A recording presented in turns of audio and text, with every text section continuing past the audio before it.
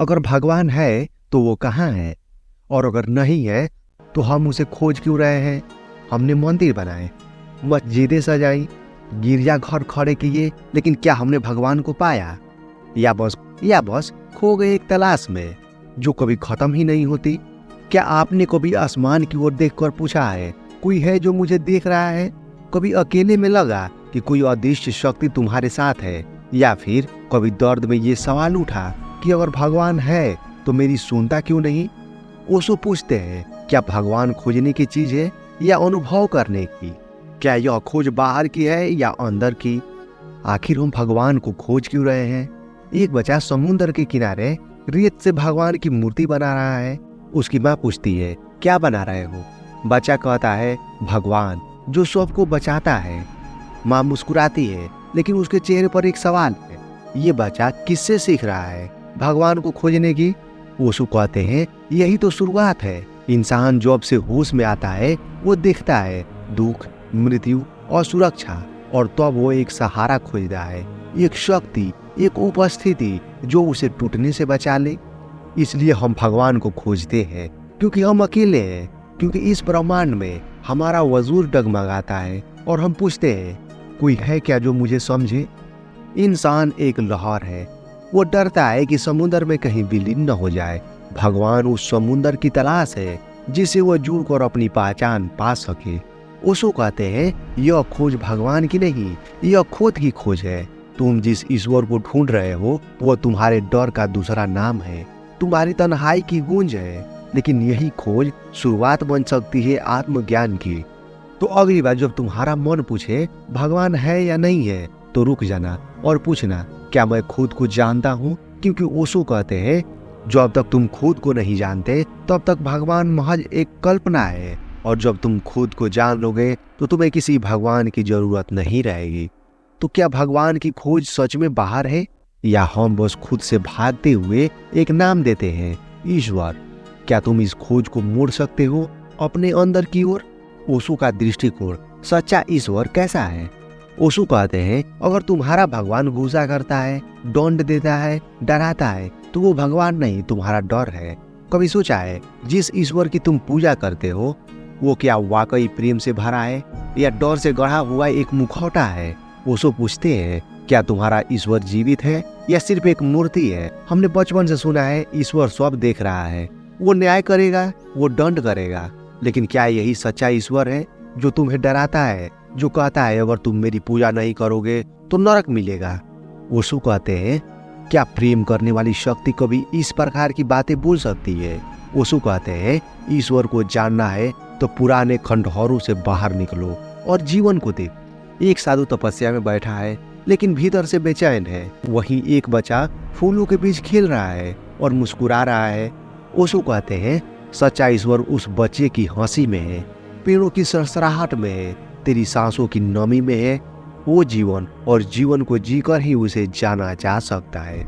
ओशो का दृष्टिकोण बहुत साफ है। ईश्वर कोई व्यक्ति नहीं, वो कोई पुरुष नहीं जो आकाश में बैठा आदेश दे रहा है।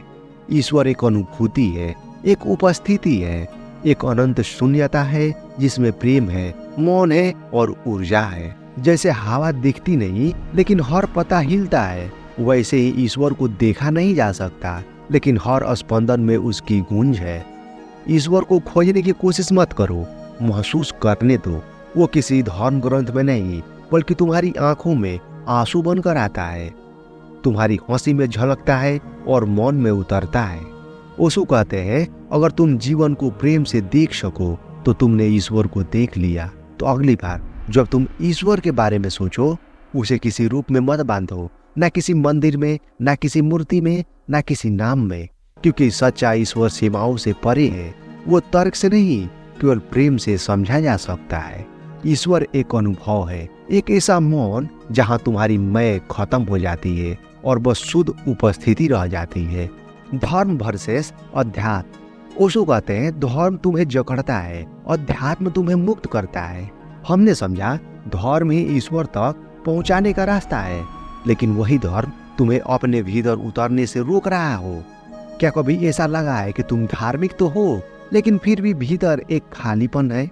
मंदिर गए, व्रत की, पूजा की, लेकिन दिल अभी भी बेचैन है, भरा नहीं। ओशो कहते हैं धर्म एक ढांचा है और अध्यात्म उसकी आत्मा। धर्म भी जरूरी था, लेकिन केवल तब तक जब तक तुम जागो नहीं। एक आदमी मंदिर में धूप जला रहा है, मंत्र पढ़ रहा है, और उसके पास ही एक व्यक्ति शांत बैठा है, आंखें बंद, मौन में डूबा हुआ। ओशो पूछते हैं इन दोनों में से कौन ज्यादा गरीब है ईश्वर के? धर्म कहता है यह करो, वह मत करो। अध्यात्म कहता है तुम्हारे भीतर जो जागे वही करो। ओशो बताते हैं धर्म समाज का नियम है, अध्यात्म आत्मा की उड़ान है। धर्म तुम्हें समाज के अनुसार बनाता है, अध्यात्म तुम्हें स्वयं के अनुसार बनाता है। धर्म मंदिर बनवाता है, लेकिन अध्यात्म उस खाली जगह को भरता है जहां भगवान बसते हैं। धर्म एक नाव है जो तुम्हें समुद्र पार कराने के लिए है, लेकिन अगर तुम उसे ही पकड़े रह गए तो क्या तुम कभी उस पार पहुंचोगे? ओशो चेताते हैं धर्म का काम था जागृति की शुरुआत, लेकिन यदि तुम केवल धर्म में ही उलझ गए तो ईश्वर से नहीं, केवल रीति रिवाजों से जुड़ते रहोगे। धर्म कहता है सच वही है जो किताबों में लिखा है, लेकिन अध्यात्म कहता है सच वही है जो तुम खुद जीते हो। क्या भगवान इंसान ने बनाया? अगर भगवान ने इंसान को बनाया तो फिर ये डर, ये युद्ध, ये दुख किसका दोष है? लेकिन अगर इंसान ने भगवान को बनाया तो क्यों बनाया और कैसा बनाया? ओशो पूछते हैं क्या भगवान हमारा निर्माण है? जब तुम किसी संकट में फंसते हो, कभी सच्चे दर्द में, कभी हार के कगार पर, तो क्या तुमने भगवान को पुकारा, हे भगवान मुझे बचा लो? लेकिन क्या वो आया? अब सोचो, क्या भगवान सच में मौजूद है या वो सिर्फ एक कल्पना है जिसे हमने गढ़ा ताकि इस अंधेरे से, इस अनिश्चित जीवन में थोड़ा सहारा मिल सके? एक बूढ़ी औरत अपने बेटे की मौत पर रोती है, फिर हाथ जोड़कर भगवान से पूछती है क्यों छीना? दूसरी ओर एक बिजनेसमैन सौदा जीतने के बाद मंदिर में सोना चढ़ा रहा है। उसे मुस्कुराते हैं और कहते हैं जिस ईश्वर को तुम संकट में याद करते हो वही तुम्हारे सुख में तुम्हारा हिस्सा क्यों नहीं बनता? क्योंकि हमने भगवान को अपने जरूरतों के अनुसार गढ़ा है, कभी रक्षक के रूप में, कभी दंड देने वाले न्यायाधीश के रूप में। हमने भगवान को अपनी छाया में गढ़ा है, हमारे डर, हमारी उम्मीदें, हमारे सपनों से। ओशो कहते हैं भगवान का विचार इंसान की सबसे पुरानी कल्पना है, एक सुरक्षा कवच, एक आकाशीय माता पिता। जैसे बच्चा माँ की गोद में सुरक्षित महसूस करता है, वैसे ही इंसान ने भगवान को गढ़ा ताकि किसी न दिखने वाली हाथ में भरोसा कर सके। जैसे कोई भूखा बच्चा मिट्टी की रोटियां बनाता है ताकि अपने दिल को बहला सके, वैसे ही हमने भगवान को गढ़ा ताकि इस अस्तित्व की भूख, भय और अकेलेपन को झुठला सके। लेकिन सवाल ये नहीं है कि भगवान है या नहीं, सवाल ये है क्या तुम्हारा भगवान बोरोड है या अनुभव से निकला हुआ? ओशो कहते हैं जिस ईश्वर को तुमने बनाया है वो तुम्हारे दुख का इलाज नहीं, उसी दुख की जड़ है। क्योंकि जब तुम किसी बाहरी शक्ति पर सब कुछ डाल देते हो तो तुम जिम्मेदारियों से भागते हो, ना खुद को समझते हो ना अपने कर्मों को, और यही बन जाता है रेडीमेड गॉड, अंदर का ईश्वर, आत्मज्ञान का रास्ता। तुमने पूरी दुनिया में ईश्वर को ढूंढा, पर जो सबके पास था उसे कभी देखा ही नहीं। ओशो कहते हैं ईश्वर बाहर नहीं, तुम्हारे ही भीतर, तुम्हारी ही गहराइयों में छुपा है। कभी अकेले में लगा है कि कोई तुम्हारे भीतर से तुम्हें देख रहा है। कभी ऐसा हुआ है कि अचानक तुम भीड़ में थे और भीतर एक अजीब शांति उतर आई। वही तुम्हारा पहला स्पर्श है उस ईश्वर से जो तुम्हारे अंदर है। और यही है ओशो की बात, भगवान को बाहर मत खोजो, आंखें बंद करो और खुद को देखो। एक युवक पर्वतों में भगवान की तलाश में गया, सालों तक साधना की, लेकिन अंत में थक कर लौट आया। एक दिन वो अपने ही घर के आंगन में शांत बैठा और अचानक भीतर से कोई आवाज फूटी, मैं तो यही था, तू ही बाहर घूमता रहा। ओशो कहते हैं आत्मा ही परमात्मा है, जिसे तुम ईश्वर कह रहे हो वो कोई अलग सत्ता नहीं है, तुम्हारे ही भीतर की चेतना है जो अब तक तुम्हारे ध्यान की रोशनी से अछूती रह गई। आत्मज्ञान का रास्ता बाहर की तरफ नहीं जाता, वो भीतर की गहराई में उतरने की कला है, और वो तभी शुरू होती है जब तुम बाहर की आवाजें बंद करके अपने मौन को सुनते हो। जैसे आंखें जब बाहर देखती है तो दुनिया देखती है, पर जब वो बंद होती है तो आत्मा का आकाश खुलता है। उसी आकाश में बैठा है तुम्हारा अपना ईश्वर, न किसी भाषा में, न किसी धर्म में, बस मौन में, चेतना में, प्रेम में। ओशो कहते हैं तुम भगवान के मंदिर नहीं हो, तुम ही उसका घर हो, वो कहीं और नहीं, बस तुम्हारे होने में ही है। तो अगली बार जब तुम ईश्वर की तलाश में बाहर भागो, रुको, अपनी सांसों को महसूस करो, अपनी मौन को सुनो, अपने भीतर के अंधेरे से मत डरो, क्योंकि उसी अंधेरे में छिपा है वो प्रकाश जो सारा जीवन बदल सकता है। ईश्वर को कोई दिखा नहीं सकता, पर तुम उसे जी सकते हो अगर तुम खुद को पूरी तरह देख सको। आत्मज्ञान ही परमात्मा का साक्षात्कार है। डर और आस्था के खेल को पहचानना। जिसे तुम आस्था कहते हो वो कहीं डर की दूसरी शक्ल तो नहीं। हम भगवान में विश्वास करते हैं, लेकिन क्या वो प्रेम से आता है या सिर्फ इस डर से कि अगर नहीं किया तो कुछ बुरा हो जाएगा? कभी सोचा है तुम मंदिर क्यों जाते हो, प्रार्थना क्यों करते हो? क्या इसलिए कि तुम ईश्वर से जुड़े हुए महसूस करते हो, या इसलिए कि तुम्हें डर है कहीं पूरा न हो जाए? ओशो कहते हैं डर की आस्था नहीं होती, वो सिर्फ एक सुरक्षा कवच है जो तुम्हें झूठे विश्वासों में बांधे रखती है। एक महिला रोज पूजा करती है, कभी घंटा बजाती है, कभी नारियल फोड़ती है। एक दिन उसकी बेटी पूछती है, माँ क्या भगवान को डर लगता है अगर हम ये सब ना करें? माँ चुप हो जाती है। पहली बार सवाल भीतर उतरता है। ओशो कहते हैं डर और आस्था के बीच की रेखा बहुत पतली है। डर कहता है अगर नहीं माना तो दंड मिलेगा।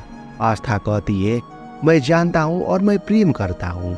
तुम्हें ध्यान होगा ज्यादातर पूजा, व्रत, दान डर से उपजते हैं। अगर पूजा नहीं की तो नौकरी नहीं मिलेगी, अगर व्रत नहीं रखा तो बच्चे बीमार हो जाएंगे। ये आस्था नहीं, सौदा है। जैसे कोई बच्चा पिता से प्रेम इसलिए करता है क्योंकि वो दंड से डरता है। क्या वो प्रेम है या मजबूरी? वैसे ही अगर ईश्वर से संबंध डर पर टिका है तो वह कैसा रिश्ता हुआ? सच्ची आस्था में कोई डर नहीं होता, वो तो एक उड़ान है जहाँ भरोसा है बिना किसी सौदे, बिना किसी डर के। ओशो कहते हैं डर का धर्म, मौत का धर्म, आस्था का धर्म जीवन की पूर्णता है। तो अब सवाल, क्या तुम ईश्वर से प्रेम करते हो या सिर्फ उसे खुश रखने की कोशिश करते हो? ये सवाल चुभेगा लेकिन जरूरी है, क्योंकि अगर तुम्हारा भगवान सिर्फ डराता है तो वो ईश्वर नहीं। जब खोज खत्म होती है, जिस दिन तुमने ढूंढना छोड़ दिया वही दिन होगा जब ईश्वर तुम्हें मिल जाएगा। हाँ, ईश्वर कभी बाहर खोजने से नहीं मिलता, वो तो प्रकट होता है जब तुम बस हो जाते हो। तुमने कितनी बार सोचा है अब मिल जाएगा भगवान? शायद इस किताब में, इस गुरु में, इस मंदिर में, और फिर भी कुछ अधूरा, कुछ खाली रह जाता है। ओशो कहते हैं भगवान कोई मंजिल नहीं है, बल्कि तुम्हारे मौन में छिपा हुआ एक अनुभव है। उसे जाना नहीं जा सकता, बस जिया जा सकता है। एक साधक वर्षों से तपस्या कर रहा था, हर विधि, हर ध्यान, हर पूजा। फिर एक दिन वो थक कर बैठ जाता है। ना कोई मंत्र, ना कोई याचना, केवल मौन। और उसी क्षण कुछ भीतर टूटता है, जुड़ता है, और वो रो पड़ता है बिना किसी कारण के। ओशो कहते हैं खोज एक जाल है। जब तुम खोज रहे हो तुमने ये मान लिया तुमसे कुछ बाहर है जो तुम्हें पाना है, लेकिन ईश्वर कोई वस्तु नहीं, वो तो एक दशा है, एक स्थिति जहाँ खोज खत्म होती है। जैसे नदी समुद्र से मिलने के बाद पूछे अब क्या, और समुद्र मुस्कुरा कर कहे अब तू मैं है। बस यही अनुभव है ईश्वर का। जैसे आंखें थक जाती है खोजते खोजते, फिर एक दिन वे खुद ही बंद हो जाती है, और वही पहला क्षण होता है जब देखना शुरू होता है। वही देखना अनुभव है जिसमें कोई मैं नहीं रहता, बस एक मौन, एक उपस्थिति जो सब कुछ कह देती है बिना एक शब्द बोले। ओशो कहते हैं ईश्वर को तुम खोज नहीं सकते क्योंकि तुम ही ईश्वर हो। जैसे लहरें समुद्र को ढूंढे। क्या ये हास्यपद नहीं? अब समय है रुकने का। भागना बंद करो, पूछना बंद करो, बस एक बार पूरे हो जाओ। जैसे हो वैसे ही खुद को स्वीकार कर लो, क्योंकि ओशो कहते हैं जब तुम्हारा मन शांत होता है तो अस्तित्व तुम्हारे भीतर गाता है। अगर आपको वीडियो पसंद आया तो इसे लाइक करें, अपने दोस्तों के साथ शेयर करें और हमारे चैनल को सब्सक्राइब करें। बहुत बहुत धन्यवाद।